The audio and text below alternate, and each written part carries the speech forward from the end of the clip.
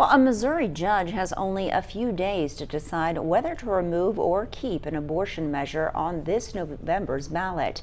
Both supporters and opponents argued in court today. Republican lawmakers and anti-abortion activists filed a lawsuit to try to stop a vote to restore abortion access in the Show Me state.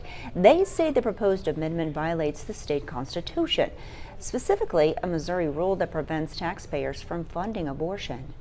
They have combined abortion with a multitude of other subjects, and so that the voters are unable to express their will on abortion without expressing their will on a multitude of other subjects at the same time. People across the state of Missouri, when they signed this initiative petition, knew exactly what they were signing for. Now, the judge only has until Tuesday to make a ruling. That ballot cannot be changed after that date.